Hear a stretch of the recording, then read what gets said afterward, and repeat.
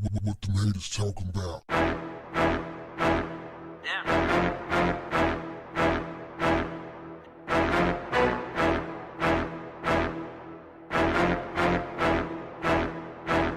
What's up, family? Roughly a year ago, I covered a story about a man named Richard Overton. He is said to be the oldest living man in America at 112 years old.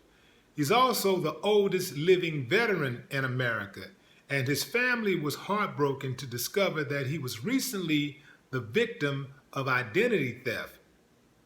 The World War II veteran lives in Austin, Texas, and he made headlines in the past for being the subject of an incredibly successful GoFundMe campaign that raised money for his housing and medical care.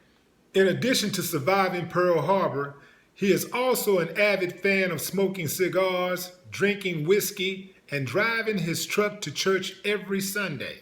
Overton appeared in the news again early this week when he discovered that someone had used his Social Security and bank account numbers to make several withdrawals from his finances over the last few months. Although the amount of money taken was undisclosed, Richard's cousin Valma said it was a significant amount. Fortunately, Bank of America has volunteered to restore all of the funds. A spokesperson for the company said that the bank, local police, and federal authorities are working on busting the case wide open. They want to find out who did this to this elderly man. So far, so good. Who would do something like that to a 112-year-old man? Damn, don't you think he's paid enough dues? Wow.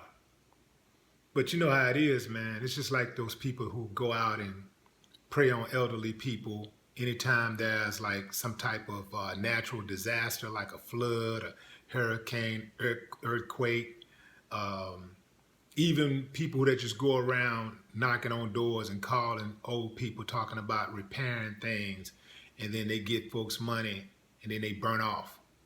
You know, they'll get those deposits, man, and they're supposed to do work and you never see them again. I'm talking about they're out there. It's a lot of them out there, man. Man, they be good. They go hard on those elderly people. So I know in Texas, when you violate the elderly, they hit you with like double penalties. Like they raise the penalty on the crime. So they trying to do a little something to protect the elderly. Big shout out to Bank of America for giving Mr. Overton his money back. Class act. Now, the only question I have is, where did they get those funds from? Did the bank manager dig in his pockets and come up with the money? Did they all pitch in and say, hey, because Mr. Overton has been a loyal customer, let's throw a pay Mr. Overton back fund party? Or did they dig into the wallets of their customers? You see, the reason I want to know this is because Bank of America is one of the banks that I bank with. I'm a customer. I need to know if they're going to try to hit me up with some additional fees or an increase in fees. Yeah.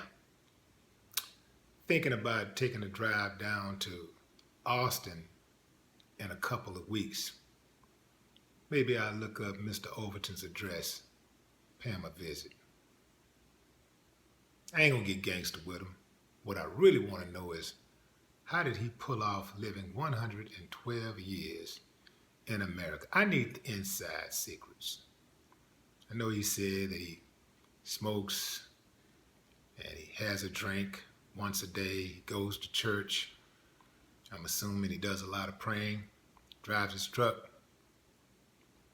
But I need the inside secrets. I'll let y'all know what he said when I come back. No more talk. What the haters talking about?